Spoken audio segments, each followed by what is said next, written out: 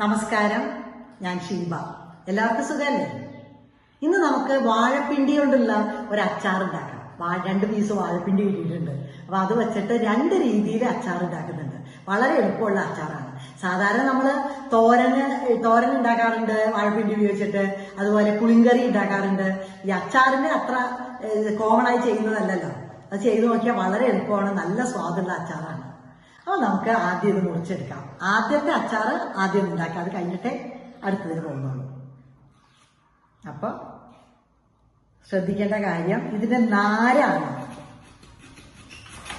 ഓരോ പ്രാവശ്യം ഇങ്ങനെ മുറിക്കുമ്പോഴും നാരുണ്ടെങ്കിൽ നമ്മളിങ്ങനെ കയ്യിൽ ചുറ്റണം, വിരലിൽ ഇങ്ങനെ ചുറ്റിയെടുക്കണം. ഇങ്ങനെ വട്ടത്തില് പീസായിട്ട് മുറിച്ച് നാരുണ്ടെങ്കിൽ നാരിങ്ങനെ വിരലിൽ ഇങ്ങനെ ചുറ്റിയാൽ മതി. അങ്ങനെ കുറേ പീസുകൾ വട്ടത്തിൽ മുറിച്ച് വെച്ചിട്ട് വീണ്ടും അതിനെ ചെറുതാക്കുകയാണ് ചെയ്യാം. അപ്പൊ ഇങ്ങനെ മുറിക്കുമ്പോൾ നോക്കിയാൽ നാരുണ്ടെങ്കിൽ നമുക്കിങ്ങനെ ചുറ്റിയെടുക്കാം.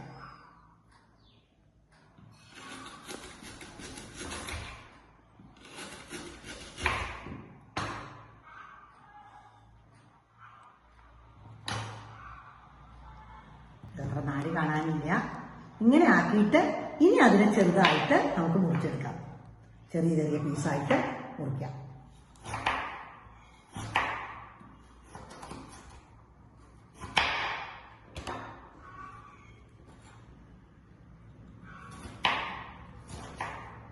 നമ്മൾ തോരൻ അരിയുന്ന പോലെ ചെറിയ ചെറിയ പീസായിട്ട് തന്നെയാണ് ഇത് അരിഞ്ഞെടുക്കുന്നത്.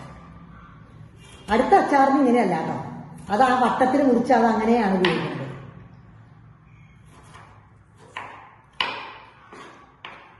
എനിക്ക് കഷ്ണം മുറിക്കാനൊക്കെ ഇത്തിരി സ്പീഡ് ചുരുക്കാം. അതിന് കാരണം എന്താണെന്ന് വെച്ചാൽ അധികം ഇവിടെ അമ്മയാണ് കഷ്ണമൊക്കെ മുറിച്ച് തരുന്നതാണ്. എല്ലാം നല്ല പെർഫെക്റ്റ് ആയിട്ട് അമ്മ മുറിച്ച് തരും. ഞാൻ മുറിച്ച സത്യം പറഞ്ഞ കഷ്ണമൊന്നും അത്ര പെർഫെക്റ്റ് ആവാറില്ല.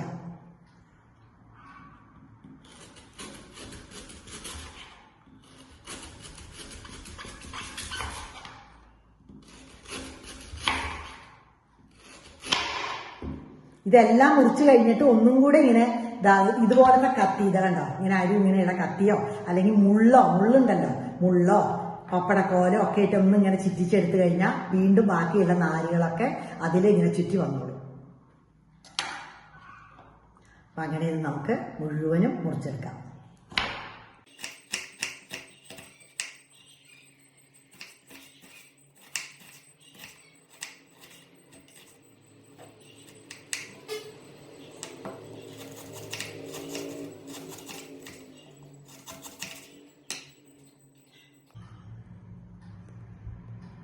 ഇതിത്തിരി മൂപ്പ് അധികമുള്ള വാഴപ്പിണ്ടിയാണ്, അതാണ് ഇത്ര ബലം. അതുപോലെ അത്ര നാര് തോന്നുന്നില്ല. അല്ലെങ്കിൽ സാധാരണ നമ്മൾ മുറിച്ച് കഴിയുമ്പോഴേക്കും ഈ വിരലിൽ ഇങ്ങനെ നാര് ചുറ്റിയിട്ട് നല്ലോണം ഉണ്ടാവും. ഇതൊന്നുമില്ല, കാര്യമായിട്ടൊന്നുമില്ല. എൻ്റെ ഫ്രണ്ട് രേണുവാണ് എനിക്ക് ഈ അച്ചാറിന്റെ റെസിപ്പി പറഞ്ഞു തന്നത്. രേണു, താങ്ക്സ് കേട്ടോ. നല്ല അച്ചാറായിരുന്നു. ഞങ്ങളത് ഉണ്ടാക്കി നോക്കിയപ്പോൾ എല്ലാവർക്കും ഇഷ്ടപ്പെട്ടു. അതാണ് ഞാൻ എല്ലാവരുമായിട്ട് ഷെയർ ചെയ്യാമെന്ന് വിചാരിച്ചത്.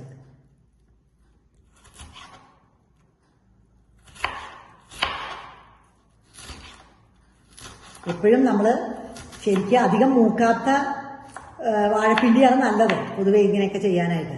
അതിപ്പോൾ തോരനാണെങ്കിലും ഒക്കെ അങ്ങനെ തന്നെയാണല്ലോ. പുളിങ്കറി വെക്കാനാണെങ്കിലും ഒക്കെ ഇത്തിരി മൂപ്പ് കുറഞ്ഞ് നോക്കി സെലക്ട് ചെയ്യാണ് നല്ലത്. പ്രത്യേകിച്ച് ഞാൻ ഉണ്ടാക്കുന്ന 2ാമത്തെ അച്ചാറിന് ശരിക്കും പിഞ്ചായിട്ടുള്ള വാഴപ്പിണ്ടി വേണം എടുക്കാനായിട്ട്. അതാണ് നല്ല ടേസ്റ്റ്. ഇത്തിരി മൂത്തതിന് അത്രയും അങ്ങോട്ട് ടേസ്റ്റ് കിട്ടൂല. പക്ഷെ ഈ അച്ചാർ വലിയ കുഴപ്പമില്ല. ഇത്തിരി ഇങ്ങനെ കടിക്കാൻ, ഇങ്ങനെ ക്രിസ്പി ആയിട്ട് നമുക്ക് കടിക്കാൻ പറ്റും. അതുകൊണ്ട് ഈ മോഡൽ അച്ചാർ ഇത്തിരി മൂത്താലും വലിയ കുഴപ്പമില്ല. വാഴപ്പിണ്ടി മുഴുവനും മുറിച്ച് കഷ്ണാക്കിയിട്ടുണ്ട്. പിന്നെ വേണ്ടത് വെളുത്തുള്ളി അരിഞ്ഞതാണ്. അപ്പൊ വെളുത്തുള്ളി ഒരു 3 ടേബിൾ സ്പൂൺ ഉണ്ടാവും. ഒരു 2 പച്ചമുളക് വട്ടത്തിൽ അരിഞ്ഞിട്ടുണ്ട്. കഷ്ടിച്ചൊരു ടേബിൾ സ്പൂൺ ഇഞ്ചി അരിഞ്ഞതുണ്ട്. അപ്പൊ ഈ വെളുത്തുള്ളി ഞാൻ കൂടുതൽ എടുത്തിട്ടുണ്ട്. എനിക്കിഷ്ടമാണ് വെളുത്തുള്ളിയുടെ ടേസ്റ്റ്, ഇവിടെ എല്ലാവർക്കും ഇഷ്ടമാണ്. അതുകൊണ്ട് ഇതിപ്പോ വേണമെങ്കിൽ അല്പം കുറച്ചാലും കുഴപ്പമൊന്നുമില്ല. പിന്നെ വേണ്ടത് മുളക് പൊടി, കായപ്പൊടി, ഉലുവാപ്പൊടി. പിന്നെ നമ്മൾ കടുക് വറുക്കാൻ കടുക് വേണം, നല്ലെണ്ണ. അച്ചാറുകളൊക്കെ പൊതുവെ നല്ലെണ്ണയിലാണ് ഉണ്ടാക്കേണ്ടത്, അതാണ് ടേസ്റ്റ്. അതുപോലെ ലാസ്റ്റ് കുറച്ച് വിനാഗിരി വേണം, പിന്നെ ഉപ്പും. ഇത്രയും സാധനങ്ങൾ നമുക്ക് ഈ അച്ചാർ ഉണ്ടാക്കാൻ വേണം. അപ്പൊ നമുക്ക് പോയിട്ട് എണ്ണ ചൂടാവാൻ വെച്ചിട്ട് കടുക് പൊട്ടിച്ച് അച്ചാർ ഉണ്ടാക്കാം. സോസ് പാൻ ചൂടാവാൻ വെച്ചിട്ടുണ്ട്. ഞാൻ നല്ലെണ്ണയാണ് ഒഴിക്കുന്നത്. ഒരു 3 ടേബിൾ സ്പൂൺ നല്ലെണ്ണ ഒഴിച്ചിട്ടുണ്ട്. ചൂടായിട്ട് നമുക്ക് കടുക് പൊട്ടിക്കാം.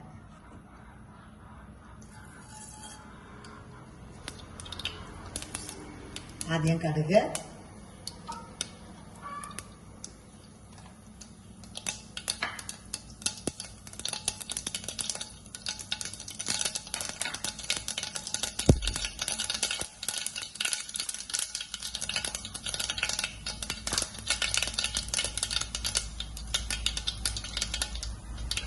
കടുക് പൊട്ടിക്കഴിഞ്ഞാൽ വറ്റൽമുളക്,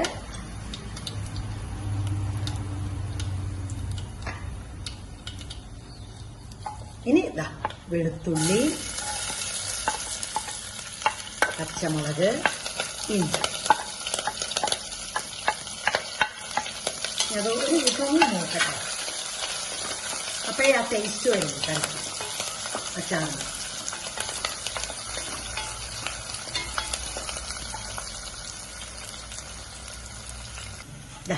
ഇത് മൂത്തിട്ടുണ്ട് കണ്ടോ. ഇനി നമ്മൾ ആദ്യം ഇടാൻ പോണത് കായപ്പൊടിയാണ്. ഞാൻ 1/2 ടീസ്പൂൺ കായപ്പൊടി ഇട്ടു. കായപ്പൊടി നല്ലെണ്ണയിൽ ഇട്ട് കഴിഞ്ഞാൽ പ്രത്യേക മണം.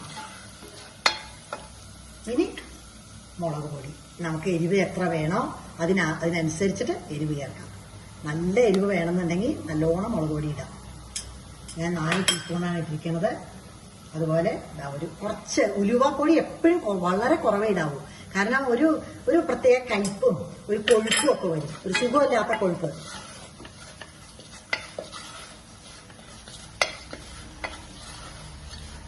പച്ചമണം ഒന്ന് മാറിക്കോട്ടെ.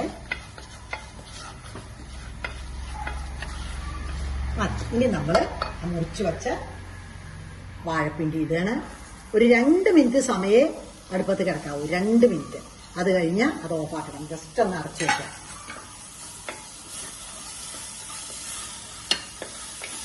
ഉപ്പും ചേർത്തിട്ട് അടച്ചു വെക്കാം. ആവശ്യത്തിന് ഉപ്പ് ചേർക്കാം. അച്ചാറിനൊക്കെ ഉപ്പ് വേണം. ഉപ്പ് ഒരുപാട് കുറഞ്ഞാലും നന്നായിരിക്കില്ല.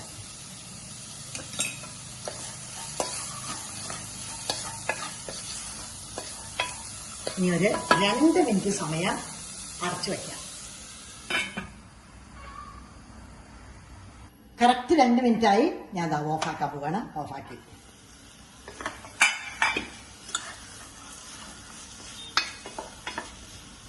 ഇനി നമ്മൾ നോക്കിയോളൂ, ഇത് വിനാഗിരിയാണ്. 1, 2, 3, ഞാനൊരു 4 ടീസ്പൂൺ ഒഴിച്ചു. ഇത് നമുക്ക് എത്ര പുളി വേണോ അതിനനുസരിച്ച്. നമ്മുടെ അച്ചാർ അങ്ങനെ റെഡിയായി. പുളി കുറച്ചുകൂടെ വേണ്ടവർക്ക് കുറച്ചുകൂടെ വിനാഗിരി ചേർക്കാം. ഇത്ര അധികം പുളിപ്പ് വേണ്ടാന്നുള്ളവർക്ക് അത് കുറച്ച് കുറയ്ക്കുകയും ചെയ്യാം. അച്ചാർ റെഡിയായി. ഇനി ഇതിനെ ഒരു സെർവിങ് ഡിഷിലോട്ട് മാറ്റാം. ഇനി നമുക്ക് അടുത്ത അച്ചാറിന്റെ പണി നോക്കാം. അത് വളരെ സിമ്പിളാണ്. അടുത്ത അച്ചാറിന് മുറിക്കാം. അത് നമ്മൾ വട്ടത്തിൽ തന്നെ മുറിക്കണം. അതിനെ ചെറുതാക്കേണ്ട ആവശ്യമില്ല. ഇത് നല്ല പിഞ്ച് വാഴപ്പിടിയ, മറ്റേതിനെ പോലെ മൂത്തതല്ല. ഇത് ഈ അച്ചാറിന് നല്ല തളിര, എന്താ പറയാ, അത്രയും ബലക്ഷയായ നല്ല കിണ്ട് വാഴപ്പിണ്ടി തന്നെ ഇരിക്കണം. നാരുള്ളത് കളയണം.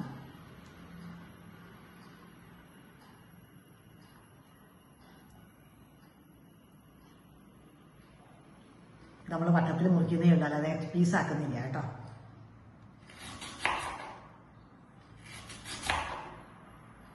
എത്ര നൈസായിട്ട് മുറിക്കാൻ പറ്റുമോ അത്രയും നൈസായിട്ട് മുറിക്കുന്നത് നല്ലതാണ്. കാരണം ഇങ്ങനെയാണ് നമ്മൾ ഇടാൻ പോകുന്നത്.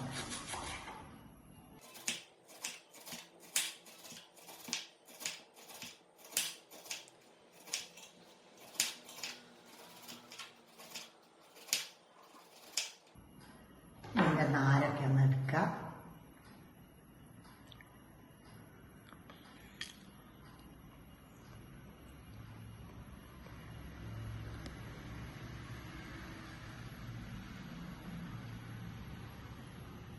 മുറിച്ചതിന് ശേഷവും നല്ല മുള്ളൊക്കെ ഉണ്ടെങ്കിൽ അത് വെച്ചിട്ട് ഇങ്ങനെ ചുറ്റിച്ച് കഴിഞ്ഞ് കഴിഞ്ഞാൽ ഒരു പാത്രത്തിൽ ഇത് മുറിച്ച പീസ് ഇട്ടിട്ട്, ചെറിയതായിട്ട് മുറിച്ച പീസ് തോരനൊക്കെ നമ്മൾ മുറിക്കുമ്പോൾ ഇട്ടിട്ട് ആ മുള്ളു വെച്ച് ചുറ്റിച്ച് കഴിഞ്ഞാൽ ആ നാര് മുഴുവനും അതിൽ ചുറ്റിക്കോളും. അങ്ങനെ എന്നിട്ട് നമുക്ക് അതിനെടുത്ത് കളയാം.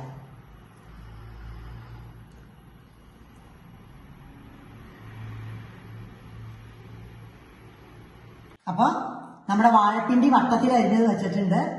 ഇത് നോക്കിയോളൂ, ഞാൻ ഈ ബൗളിലേക്ക് ഇടുകയാണ്. ഇത് വളരെ എളുപ്പമുള്ള, എന്നാലോ എന്തൊരു രുചിയാണെന്നറിയാമോ ഇതിന്. അതിലേക്ക് ഇട്ടു.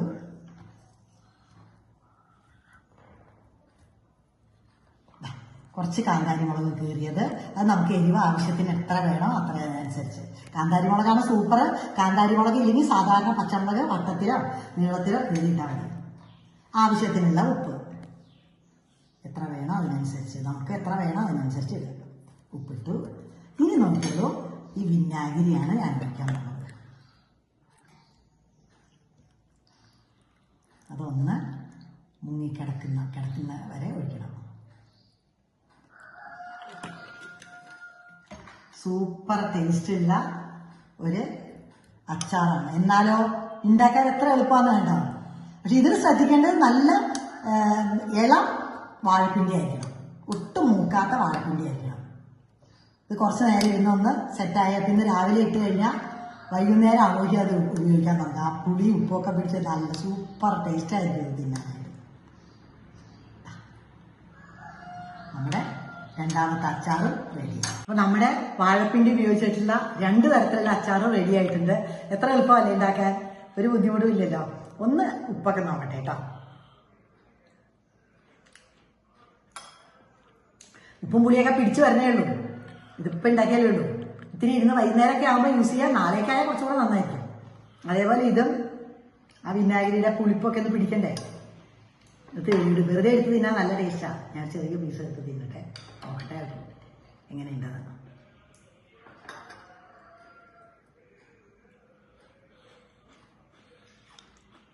നല്ല ക്രിസ്പി ആയിട്ട് നല്ല ടേസ്റ്റാണ് തിന്നാനായിട്ട്.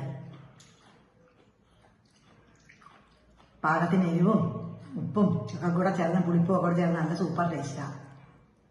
അപ്പം ഇതുപോലെ ഉണ്ടാക്കി നോക്കൂ കേട്ടോ. എന്നിട്ട് ഫീഡ്ബാക്ക് അറിയിക്കൂ. നിങ്ങളുടെ അഭിപ്രായങ്ങളും നിർദ്ദേശങ്ങളും ഇമെയിലിലൂടെയോ കമൻറ്റ് ബോക്സിലൂടെ ടൈപ്പ് ചെയ്യൂ. പുതിയ വീഡിയോ ആയിട്ട് ഉടനെ വരാം. നന്ദി, നമസ്കാരം. എല്ലാവരും എപ്പോഴും സന്തോഷമായിരിക്കും കേട്ടോ.